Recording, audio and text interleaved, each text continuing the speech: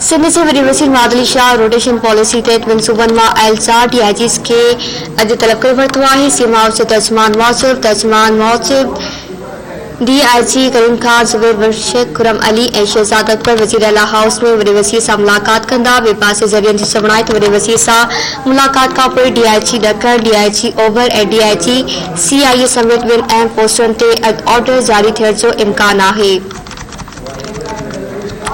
सिंध जे वॾे वज़ीर Madli Shah rotation policy तहत ॿिनि सूबनि मां आयल 4 DIGs खे अॼु तलब करे वरितो आहे। सीएम हाउस जे तर्जुमान मौसिफ़ DIG करीम खान, ज़ुबैर, खुरम अली ऐं शहजाद अकबर वज़ीर आला हाउस में वॾे वज़ीर सां मुलाक़ात कंदा। ॿिए पासे ज़रियनि जो चवण आहे त वॾे वज़ीर सां मुलाक़ात खां पोइ DIG ॾखण, DIG ओभर ऐं DIG CIA समेत ॿिनि अहम पोस्टनि ते अॼु ऑर्डर जारी थियण जो इम्कान आहे। तफ़सीलात कंदासीं साग सरकी खां। जी साग के हवाले सां आगाह कजो।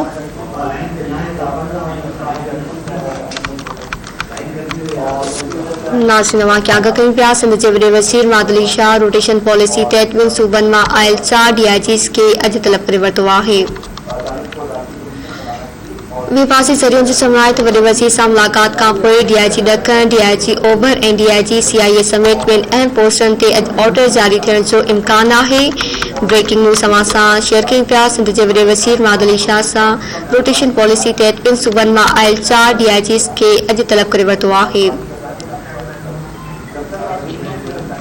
ख़बर मां सां शेयर कयूं पिया। सिंध जे वॾे वज़ीर मादली शाह रोटेशन पॉलिसी तहत ॿिनि सूबनि मां आयल 4 DIGs खे अॼु तलब करे वरितो। सीएम हाउस जे तर्जुमान मौसिफ़ DIG करीम खान, ज़ुबैर, खुरम अली ऐं शहजाद अकबर वज़ीर आला हाउस में वॾे वज़ीर सां मुलाक़ात कंदा। ॿिए पासे ज़रियनि जो चवण आहे त वॾे वज़ीर सां मुलाक़ात खां पोइ DIG ॾखण, DIG ओभर ऐं DIG CIA समेत ॿिनि अहम पोस्टनि ते अॼु ऑर्डर जारी थियण जो इम्कान आहे। अपडेट्स मालूम कंदासीं साग सरकी खां। जी साग आगाह कजो।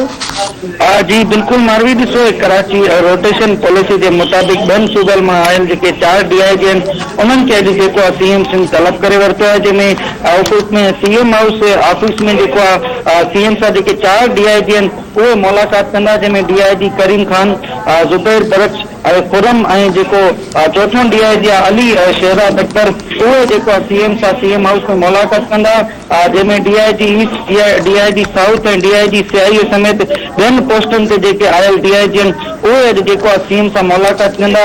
इहा मुलाक़ात अहम थी ॿुधाई वञे ऐं ज़रियनि जो इहो बि चवणु आहे त मुलाक़ात थियण खां पोइ जेको आहे जेके आर्डर आहिनि उहे बि जेको आहे इशू करण जो इम्कान आहे, जॾहिं त जेके ॿियनि सूबनि मां आयल DIG आहिनि उहे ॿुधाए वञे त जेको आहे 3 ॾींहं पहुता आहिनि जिन्हनि खे CM तलब करे वरितो आहे। ऐं जेके सिंध खां ॿाहिरि वयल DIGs आहिनि उहे बि उते पंजाब में ऐं खैबर पख्तूनख्वा में उन्हनि खे पोस्टिंग मिली चुकी आहे। त इहे बि 4 DIG आहिनि जेको आहे सिंध जी राजधानी वारे शहर में पहुता आहिनि, जिन्हनि जी अॼु हिकिड़ी अहम मुलाक़ात CM सां रखी हुई आहे। मुलाक़ात खां पोइ जेके 4 DIG आहिनि उन्हनि जा पंहिंजे पंहिंजे ज़िलनि में जेके आर्डर आहिनि उहे बि इशू कया वेंदा।